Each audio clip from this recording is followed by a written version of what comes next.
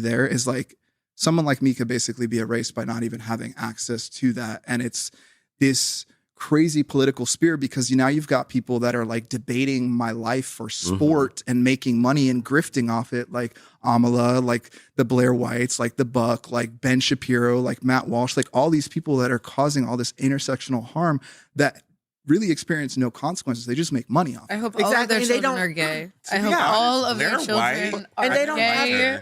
And they just don't have the intellectual capacity to even have a conversation about it. Like, or the economy. Like that's the other thing too, is like, what did they spend? How much money? What was it, like almost $2 billion on advertisement through the Trump thing against just trans people? Yeah. When you could have so when does the economy matter? And it's like this constant dehumanization that we feel. And it's like we're being used for this, that, and the other to constantly fight each other. And it all comes back down to that corporate greed. It's also so sad because like trans people are such a small minority. 1%. That have been like created into such a massive issue just because they know that it is upsetting and it's a hot button and xenophobic issue. And it's like taking your identity and the life that you have to live on a daily basis and using it as a form of entertainment and as a way to get like extremist rhetoric pushed more. Yeah. That's because literally they have no policy for homelessness. They have no policy for the economy. They have no policy to make groceries cheaper. They have no policy to help anyone out. Hey, that's not true. They have concepts of a plan. And they just learned about what tariffs are. So it's like they're not president right now. They have nothing to help people out. So what they do is they take a small piece of a community to say, let's put this community face forward for the next couple of years until we can get out and just do all this stuff behind the scenes. And by the time they figure out that we're done, it's already too late. It's true. They're arguing over 1% of the population while so many people in the population are suffering due to like economic issues impacts. that should be so bipartisan because they know that if they had to fight on those issues, they would lose. Exactly. So they go for This is the distraction stuff. It's used as a distraction. Your identity has become a red herring. And that's such bullshit. That's just bullshit. Yeah. And then I was actually breaking down something for someone. I was arguing with someone in some comments, and I was like, okay. So I've tried so hard not to do I had to because it was just so stupid. I was like, okay, let's break this down. So if you deport 30% of your workforce, that means your farm hands, your builders, plus you add on tariffs to products that you take home, like electronics, food, anything imported, like anything metals, precious metals that go into your materials, because it would take years for us to produce that stuff here. So by the time the Trump administration ends, you wouldn't even have that stuff still. If we take all that and then couple that with the fact that now women are dying in Texas because they have such strict abortion acts. And then OBGYNs are leaving Texas. There's like a max estimate. And then the fact that you guys don't want to fund the schools anymore. You take all that, so you want to cripple the education system, make people's children stupid. Exactly. It's their voting base that they're trying to create. Because what is the statistics? If you took out the non-college educated whites, the election would have looked completely different.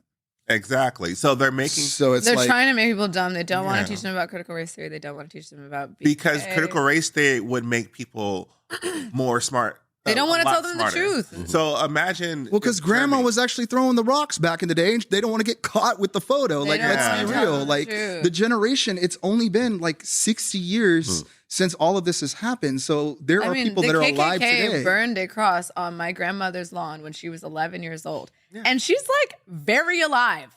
Arthritic, but alive. I was born in a town that was only 15 minutes away from the area where they found Emmett Till's body in Mississippi. So, like, we're only 1 or 2 generations removed from all of that, to be quite honest. That's why they put the photos in black and white. Mm-hmm. That's why they don't want to teach it in school. It happened a very long time ago.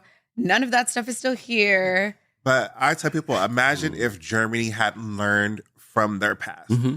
You cannot get to your future without tackling your past. Yes, in the past, America was very racist. Right now, you have people who are very racist because they haven't learned anything from it. You're not teaching them to learn from it. You're trying to cover it up and say it never happened. But I'm sorry, the survivors are here. Yes. They know better. And then on the top of when I was arguing in the comments too, I was like, you take all that, 30% of your workforce plus tariffs, you're not going to be able to afford a lot of things. Your housing is going to be in the gutter. And then all the stuff you thought you voted for, like you said, Trump's going to end the war. What war is this man going to end?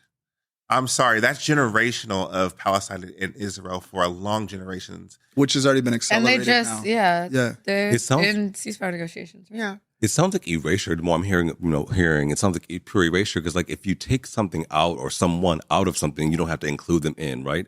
So because I'm thinking as a gay, Black cisgendered male, I'm listening to all. And I'm like, okay, because I have the same dog in the fight because but I have a different fight because I'm like, I look at things a little bit differently, but I'm like, it sounds like erasure. I'm like, that's what it is. Mm-hmm. If you say, oh, you're not a person and you're not this, then it's carte blanche to say that then they're others. They're over here. They're not part of us. I mean, I think the biggest thing for Trump supporters specifically, they will reap what they sow. We all know that. I think the problem is they think that they are rich and white and untouchable. Well, because they want to be. Correct. It's also vote marketed with to them that. as well, too. Yes, you have an opportunity to join us as the rich white untouchables. All you have to do is be our pawns. But they don't give a fuck about you. It's so scary because there are Latinos that voted for Trump. Without realizing that their own families are going to be deported potentially. Because they told them that it was criminals only, and now they're finding out what natural-born citizens, like they're understanding it as it's happening in real time. The same thing with tariffs. They had no clue what tariffs But you know what? Honestly, I feel like, okay, the tariff thing is one thing. I understand, like, not understanding international trade laws. But I don't think that Trump has been very secretive about how he feels about immigrants. Yeah. Yes. And all you really have to do is like open Twitter or open Instagram to get a basic idea of his rhetoric on immigrants.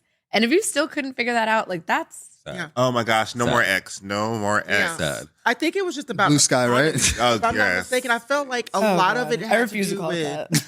I think it had a lot to do with the economy because, people coming over to this country and trying to make a better life for themselves. And for me... Latinos for Trump sounds like an oxymoron for me. But then I also, that's one group of people. I'm pissed at white women. I'm also pissed at trans people who talked so much stuff about Palestine, as they should have, but then talked about withdrawing or withholding their vote for Kamala and criticizing her for things that I don't think she 100% could control, because the reality of it is we're on a two-party system and all we have is Kamala Harris and Donald Trump.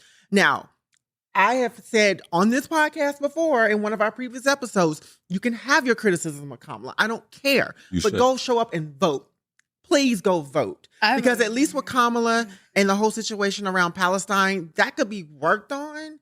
But if you were somebody that criticized her and then you did not go to the polls and vote, and then you told your fan base to not go vote, I want to sincerely give you a big F you. Do you think Donald Trump is going to help the Palestinian people? Laughable. That is a joke.